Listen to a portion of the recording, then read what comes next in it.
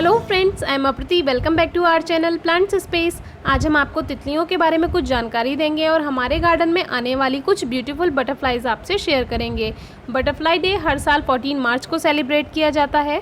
तितलियां हमारे लिए, हमारी प्रकृति के लिए बहुत ज़रूरी हैं क्योंकि ये परागणकर्ता यानी पॉलिनेटर्स होती हैं, जिनसे वेजिटेबल्स एंड फ्रूटिंग प्लांट्स में पॉलिनेशन होता है और फल और सब्जियां बनकर तैयार होती हैं। अगर ये पॉलिनेशन ना करें तो फल और सब्जियों की मात्रा काफ़ी कम हो जाएगी, जो हमारे लिए अच्छा नहीं है। बढ़ता प्रदूषण, खासकर कार्बन, इनके लिए हानिकारक होती है, जिससे ये धीरे धीरे विलुप्त होती जा रही हैं। हमें इनका संरक्षण करना चाहिए, इनको बचाना चाहिए। जहाँ पर्यावरण शुद्ध होता है वहाँ ये अक्सर हैं और इसीलिए इन्हें एनवायरनमेंट का इंडिकेटर कहा गया है। ये बताती हैं कि यहाँ पर पर्यावरण शुद्ध है।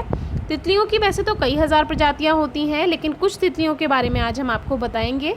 तितलियों में याद रखने की अद्भुत क्षमता होती है, जिससे ये जगह को याद रख पाती हैं। जैसे आपके गार्डन में आना ये नहीं भूलती हैं क्योंकि इनकी याददाश्त तेज होती है। इनके 2 एंटीना होते हैं जिनसे इन्हें गंध का पता लगता है। इनके 3 जोड़ी पैर यानी कि 6 पैर होते हैं। 2 पंख होते हैं। एक सुई जैसी जीभ होती है जिसे प्रोवोसिस कहते हैं, जिससे ये फूल का रस यानी कि नेक्टर को पीती हैं।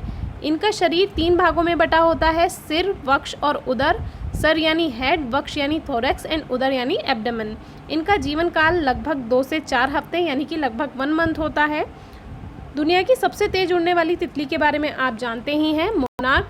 तो तितलियों को अपने गार्डन में बुलाइए और कलरफुल फ्लावरिंग प्लांट्स अपने गार्डन में ग्रो कीजिए, क्योंकि इनका संरक्षण करना बहुत ज़रूरी है। अगर आपके फल और सब्जियों पर फल और सब्जियां नहीं आती हैं पेड़ों पर, पौधों पर, तो पॉलिनेशन की बहुत ज़्यादा ज़रूरत है। तो ये आपकी काफ़ी हेल्प करेंगी। तो सर्दियों में तो वैसे भी आप सभी वेजिटेबल प्लांट्स ग्रो करते हैं, तो ज़रूर अपने गार्डन में ब्यूटीफुल कलरफुल फ्लावर्स ग्रो कीजिए। तो फर्स्ट जो हमारी बटरफ्लाई है वो है डेनिस जेनुसिया, जिसको कॉमन टाइगर या स्ट्रिप टाइगर भी कहा जाता है। ये एक सामान्य तितली है। इसे स्ट्रिप टाइगर इसलिए कहते हैं जिससे इसको प्लेन टाइगर बटरफ्लाई से डिफ्रेंशिएट किया जा सके, यानी कि उनमें विभेद किया जा सके, पहचाना जा सके।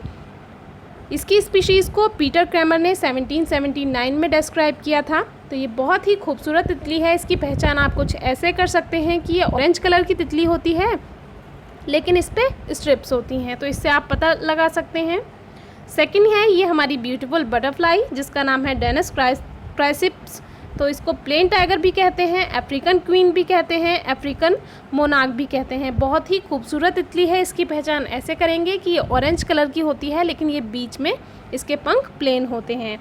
जो प्लेन टाइगर बटरफ्लाई होती हैं वो जंगली इलाकों को पसंद नहीं करती हैं और ये खुले, सूखे और चौड़े मैदानों में यानी क्षेत्रों में पाई जाती हैं। तो इनको घने जंगल बिल्कुल भी पसंद नहीं होते हैं, इसीलिए आपने अक्सर इनको हमारे यहाँ पर उड़ते हुए देखा होगा। हमारे यहाँ पर यानी कि जो हमारा गार्डन होता है का, और ये टिथोनिया फूल पर बैठी हुई है, जिसको बटरफ्लाई मैग्नेट भी कहा जाता है। हमने इसके बारे में बताया है, एक वीडियो शेयर की थी, डिस्क्रिप्शन बॉक्स में ज़रूर चेक कीजिए। ये जो फूल होता है इस पर अक्सर कई तितलियाँ आती हैं, मधुमक्खियाँ भी आती हैं, क्योंकि एक तो इसका कलर इतना ब्राइट है और इसमें रस काफ़ी होता है जो कि इसका नेक्टर होता है। तो अक्सर इस पर सबसे ज़्यादा तितलियाँ आती हैं। तो अगर आपके यहाँ पर जो फ्रूटिंग प्लांट्स हैं, वेजिटेबल प्लांट्स हैं, उन पर कोई फल या सब्जी नहीं आ रही हैं, तो ये पौधा आप उनके पास रख दीजिए, तो उससे तितलियाँ भी आएंगी और उससे पॉलिनेशन होगा। तो फल और सब्जियाँ आपको काफ़ी सारी मिल जाएंगी, और वो भी बिना किसी मेहनत के। तो ये प्लांट ईजी टू ग्रो है, सीड से ग्रो हो जाता है और बहुत ज़्यादा केयर भी नहीं मांगता है, और एक ही पौधे पर काफ़ी सारे फूल आ जाते हैं। मैरीगोल्ड जैसा ही होता है कुछ ये। तो इस पौधे के बारे में अगर आपको जानना है तो डिस्क्रिप्शन बॉक्स में वीडियो ज़रूर चेक कीजिए, टिथोनिया के नाम से आपको मिल जाएगी। एक ही फूल में कई सारे सीड बन जाते हैं, तो आप अपना खुद का बहुत बड़ा गार्डन टिथोनिया का ही तैयार कर सकते हैं। तो ज़रूर इसको ग्रो कीजिएगा। वैसे ये समर फ्लावरिंग प्लांट है, रेनी सीजन तक बहुत अच्छी फ्लावरिंग ये आपको देता है। तो अब सर्दियाँ आ रही हैं, तो अब आप मैरीगोल्ड ग्रो कर सकते हैं, क्रिसैंथेमम ग्रो कर सकते हैं। बहुत सारे फूल हैं जो कि अब आप आगे ग्रो कर सकते हैं, लेकिन अगर आपको गर्मियों में ग्रो करना है तो टिथोनिया आप ज़रूर ग्रो कीजिए। आपके गार्डन में बहुत सारी तितलियाँ आएंगी।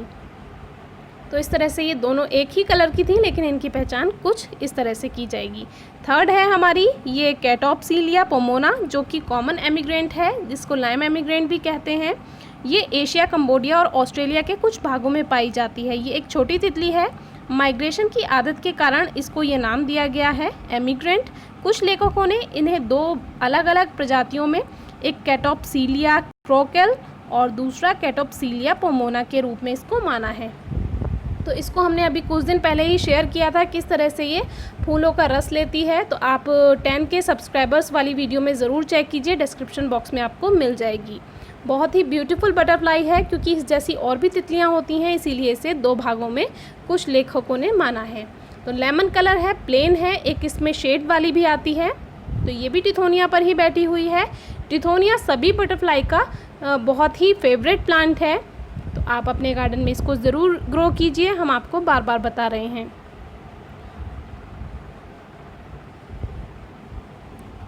फोर्थ बटरफ्लाई है हमारी पेपोलियो पॉलिटस। इसको पोलाइट्स भी कहा जाता है, पॉलिटस भी कहा जाता है।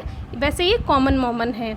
ये एक सामान्य स्वेलोटेल बटरफ्लाई है की ही प्रजाति में आती है ये, और इसमें 3 तरह की फीमेल्स होती हैं और एक ही तरह का मेल होता है, यानी फीमेल्स इसमें 3 होती हैं। उनके पंखों से आप उनकी पहचान कर सकते हैं, अलग अलग शेड्स होते हैं उसमें। होती वो ब्लैक ही हैं, लेकिन उसमें जैसे किसी में रेड शेड होता है थोड़ा सा, तो इस तरह से इनकी पहचान की जाती है। 3 तरह की इसमें फीमेल्स हैं और एक तरह का इसमें मेल होता है। तो आज हम आपको सामान्य जानकारी देना चाह रहे थे तितलियों के बारे में, जो हमारे गार्डन में बहुत ज़्यादा आती हैं, इसीलिए हमने सोचा ये छोटी सी वीडियो आपसे शेयर करते हैं। तो इस वीडियो को आप पूरा देखिएगा, आपको बहुत तरह की बटरफ्लाई हमारे गार्डन में आई हुई दिखाई देंगी। तो इससे आप भी आगे पहचान कर सकेंगे और आपका इंटरेस्ट भी इसमें बढ़ेगा। पहले हमें भी ज़्यादा शौक नहीं था, लेकिन फिर धीरे धीरे हमारा इंटरेस्ट भी इसमें आता चला गया। ये है 5th, जिसको पेपिलियो प्रोटनर कहा जाता है। ये एक स्पेंगल है, स्पेंगल भी कहते हैं इसको। ये भी एक स्वेलोटेल बटरफ्लाई की ही फैमिली से बिलोंग करती है। तो ये जेड ब्लैक होती है, जो कि बहुत ही खूबसूरत लगती है। तो इसमें शेड्स नहीं होते हैं, बस कहीं कहीं इसके पंखों पर हल्की हल्की क्रीमनेस होती है, वाइटनेस होती है। तो ये विंका पर बहुत ज़्यादा आती है। विंका में भी काफ़ी खुशबू होती है, काफ़ी रस होता है, जिसको ये लेना पसंद करते हैं। तो विंका एक मेडिसिनल प्लांट है, इसलिए भी ये तितलियाँ आती हैं। कभी भी ये जहरीले फूलों पर नहीं जाएंगी, हमेशा औषधीय फूलों पर आएंगी, या फिर जो इनके लिए अच्छे होंगे। कभी भी जो खतरनाक फूल होते हैं या जिसमें जहर होता है, तो उन फूलों पर ये बिल्कुल जाना पसंद नहीं करती हैं। और ये मधुमक्खी की तरह रस जोड़ती नहीं है, ये केवल उसको पीती हैं जो नेक्टर होता है फूलों में। तो ये एक येलो कलर का हिबिस्कस है, जो कि बहुत ही खूबसूरत लगता है, और इस पर भी काफ़ी तितलियाँ आती हैं। तो यहाँ पर ये रस लेने नहीं आई है, ये पता नहीं कैसे, शायद ये आइस पाइस खेल रही है।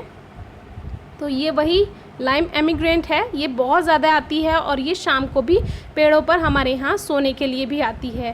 तो जैसे कभी देर हो जाती है पानी डालने के लिए पौधों में, तो कभी कभी हमें ये देखने के लिए मिल जाती है।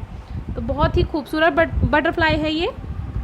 6th है फिबिस सैनी। ये सल्फर है, सल्फर भी आप इसको कह सकते हैं। ये एक मिड साइज बटरफ्लाई है, ना छोटी होती है ना बड़ी होती है।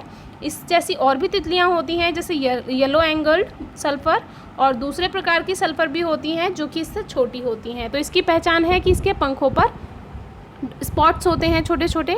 तो फिर से ये लाइम एमिग्रेंट है, जो कि जीनिया पर बैठी हुई है। सबसे ज़्यादा यही आती है हमारे गार्डन में, और इसका कलर इतना ब्राइट होता है कि एकदम से पहचानने में आ जाती है, और बहुत खूबसूरत लगती हैं।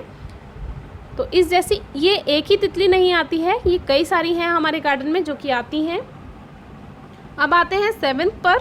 ये है यूक्रेसोप्स नेजस, जिसको ग्रैम ब्लू भी कहते हैं। ये एक छोटी तितली होती है, ब्लू फैमिली से बिलोंग करती है ये इंडिया से ऑस्ट्रेलिया तक पाई जाती है। इस प्रजाति को जॉन क्रिश्चियन फैब्रिसियस ने 1798 में डिस्क्राइब किया था। तो ये बहुत ही खूबसूरत लगी थी, अचानक इसको देखा था, पहली बार देखा था। इस तरह की तितली हमारे गार्डन में पहले नहीं आई थी। थोड़ी छोटी होती है, लेकिन इसमें इसके पंखों में 2 स्ट्रिंग्स ही होती हैं छोटी छोटी, और इसकी पहचान ये जो ऑरेंज शेड आप देख रहे हैं पंखों पर, इससे की जाती है। इसी तरह की एक और बटरफ्लाई होती है, वो इससे थोड़ी छोटी होती है। तो इसको तो आप सभी जानते हैं। ये हमारी 8th बटरफ्लाई, जो कि कॉमन बटरफ्लाई है, ये पेपिलियो डिमोलियस। इसको कॉमन स्वेलोटेल भी कहा जाता है, लाइम बटरफ्लाई भी कहा जाता है, लेमन बटरफ्लाई भी कहा जाता है।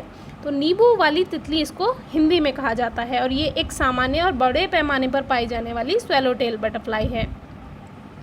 लेमन प्लांट इसका होस्ट प्लांट है। होस्ट प्लांट यानी कि जिस पर ये सबसे ज़्यादा अंडे देती हैं। वैसे ये करी लीव्स पर भी अंडे देती हैं, बेल के पेड़ पर भी अंडे देती हैं, और इसने हमारे गार्डन में शमी के पौधे पर भी पता नहीं अंडे दिए हैं या नहीं दिए हैं, उस पर एक प्यूपा बनकर तैयार हुआ था, और आज ही उसमें एक तितली देखने के लिए मिली, जो कि बहुत अच्छा लगा देखकर।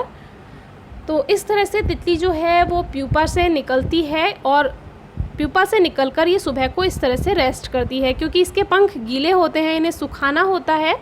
तो इसकी लाइफ साइकिल पर एक वीडियो हमने शेयर की हुई है, डिस्क्रिप्शन बॉक्स में ज़रूर चेक कीजिए। और मॉथ का लार्वा भी, कैटरपिलर भी हमने शेयर किया हुआ है, वो वीडियो भी आपको मिल जाएगी डिस्क्रिप्शन बॉक्स में, आप ज़रूर चेक कीजिए। तो इनके शेड से आप पहचान कर सकते हैं कि ये लाइम बटरफ्लाई है और ये कॉमन बटरफ्लाई होती है, सभी ने ज़रूर देखी होगी। अब आते हैं 9th पर, लेकिन ये बटरफ्लाई नहीं है, ये एक स्कारलेट टाइगर मॉथ है। ये एक कलरफुल मॉथ होता है जो कि टाइगर मॉथ सब फैमिली से बिलोंग करता है। तो ये काफ़ी खूबसूरत लगा, एक तो कलरफुल है।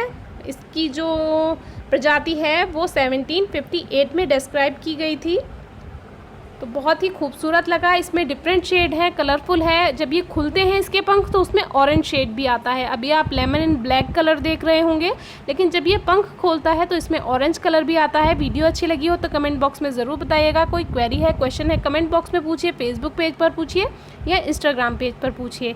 तितलियों के बारे में भी आपको पता होना चाहिए। Thank you.